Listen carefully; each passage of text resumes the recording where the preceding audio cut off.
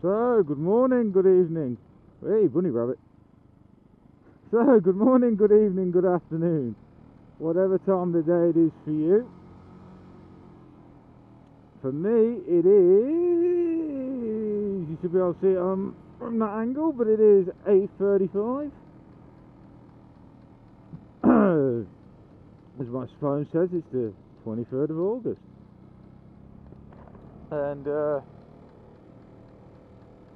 I sort of just come out, despite the roads being absolutely drenched, for a little ride, because I'm bored, and I'm actually going to go to, I'm going to do a spicy, and go to Tesco's, and I think I might pick up some Haribos, and I think I've got a few other things I could do with picking up.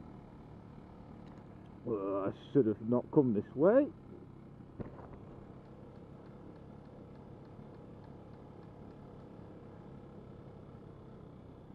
I forgot just how much shit gets on the road. Although, I bet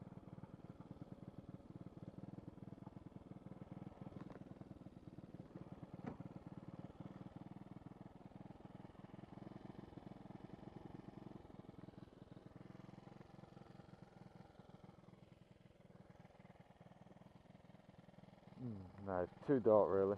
I was hoping that would make for a good picture, but getting off and having a look back up the road, it won't, but Jesus, it is dark.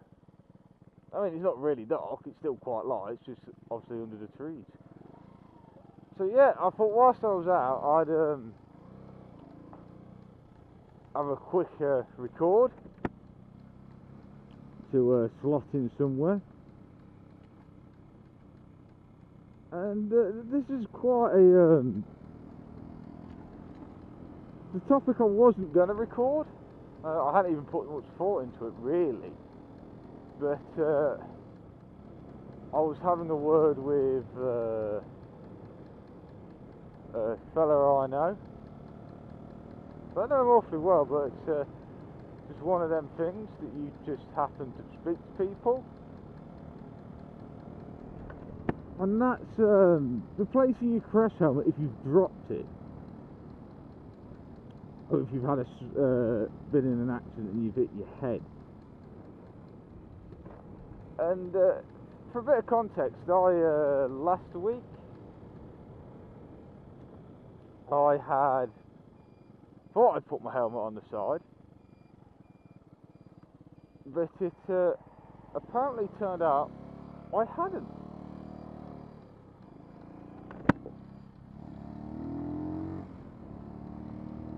Or I had, and something was made it very, well, the front was up, so it made it very front heavy, and it just ended up flopping over. So I got onto a sports bike shop, found the exact same helmet, which is why to you it looks the same, minus the camera angle's changed slightly. Ordered it, and it was here. This was the Friday, it was here the Sunday. And yeah, so I just instantly chose to replace it. And also I was speaking to Andy about this, and he was saying he finds it a hard one to believe because of the design of a crash helmet. And if you think about it, when you come off and you're rolling down the road, you're not really,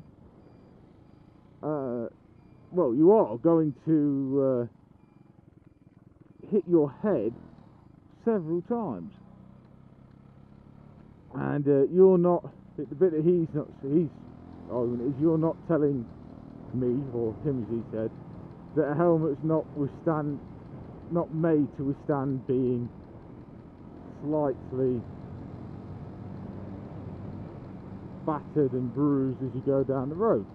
So to drop it from, say, 4.5 foot, which is roughly what I dropped it at, means that I couldn't drop it and land on the same spot, and it would be a game over. So he was struggling to word it, but I knew what he was meant, and I bet I'm making an absolute bollocks of wording it. But the other point he made is the TT racers.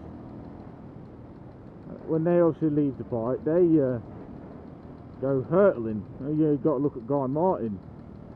He come off.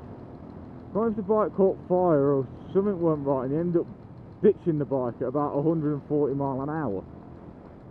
And yeah, he got up and he wasn't injured. So it's a question really. I've always been in the once it's been dropped, replace it. The last, when I fell over, I didn't replace it actually, and that was only because the camera had taken all the impact. The helmet didn't touch the floor, so I was willing to not change it, so I didn't. But obviously with this one, it was a straight, fell off forward, so I chose to replace it. So the question is really, what side of the fence do you sit on? Are you it's been damaged, it's been dropped, replace it? Or are you oh, it'll be fine, it's sort of what it's designed to do? See, for me, when we were talking about it, it was a bit of a but no, so yeah, that's it really on that one. And obviously let me know what you think, and I'll see you in the next video. Take care and ride safe.